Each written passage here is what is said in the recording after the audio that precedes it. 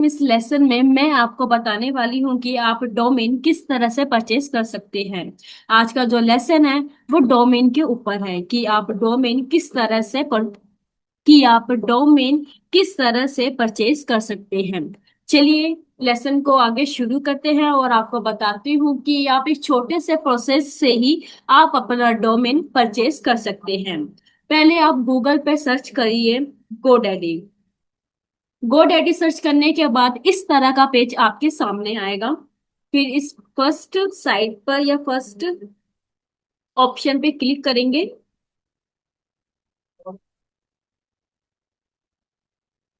इस पे क्लिक करने के बाद इस तरह का पेज आपके सामने आएगा। यहाँ पे लिखा है type the domain you want, यानी कि आप किस तरह का डोमेन आप परचेज करना चाहते हैं।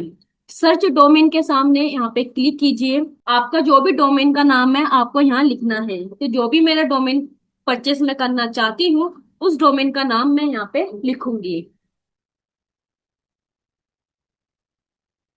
मेरा डोमेन का नाम है जेपीओ।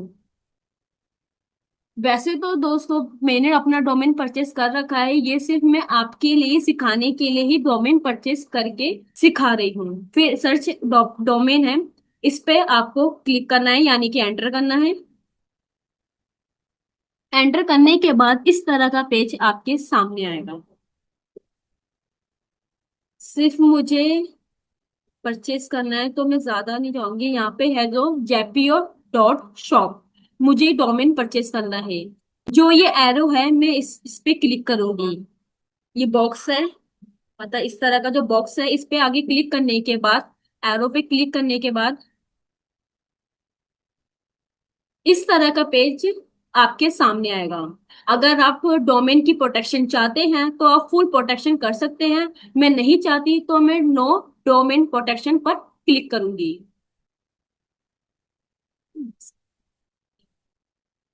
फिर इसके बाद यहाँ पे साइड में बॉक्स बना हुआ है उस पे लिखा है कंटिन्यू टू कार्ट, इस पे मैं क्लिक करूंगी।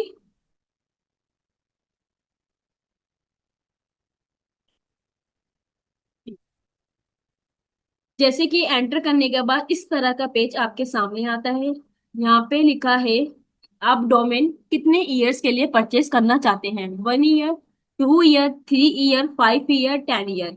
मैं आपको ये रिकमेंड करूंगी कि आप डोमेन 1 ईयर के लिए परचेस करें। मैंने इस पे क्लिक करा।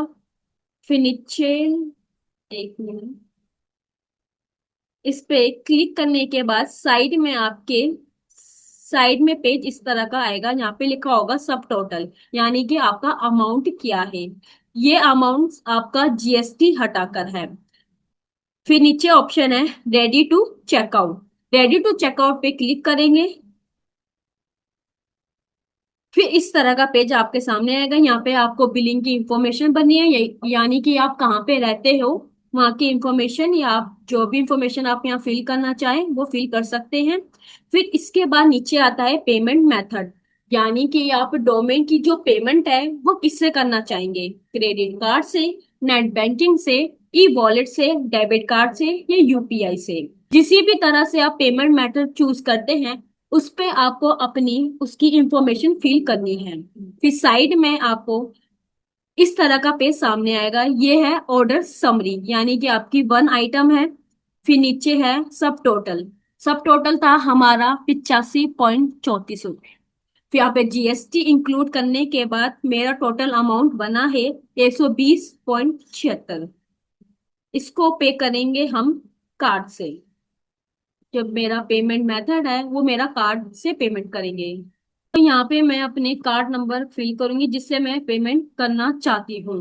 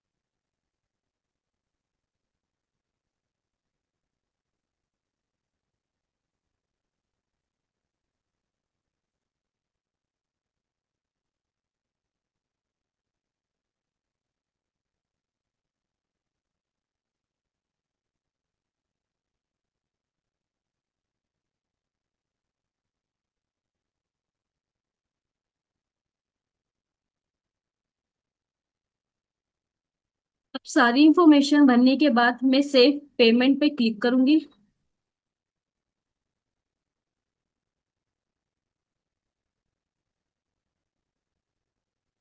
पेमेंट पे क्लिक करने के बाद इस तरह का पेज आपके सामने आएगा। इस तरह का पेज आने के बाद अब नीचे स्क्रॉल करने के बाद नीचे आएगा कंटिन्यू परचेसेस। आप कंटिन्यू परचेस पे क्लिक करेंगे।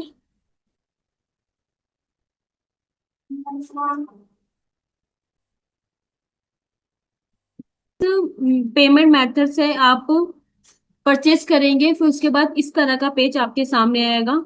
इंफॉर्मेशन है आपकी। फिर नीचे ब्लू ब्लू जो बॉक्स है उस पे लिखा है सबमिट। उस पे आपको सबमिट करना है।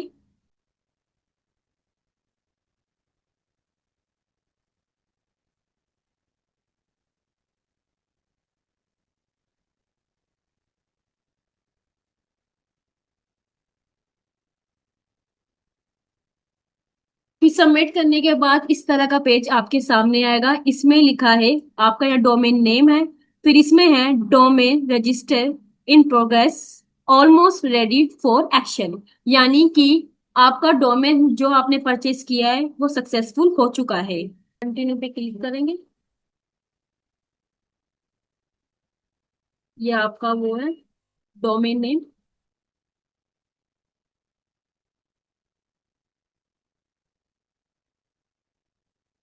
तो दोस्तों, तो गाइज ये था कि आप डोमेन किस तरह से परचेज कर सकते हैं। दोस्तों आज के लेसन में बस इतना ही। मिलते हैं आपसे अगले लेसन में।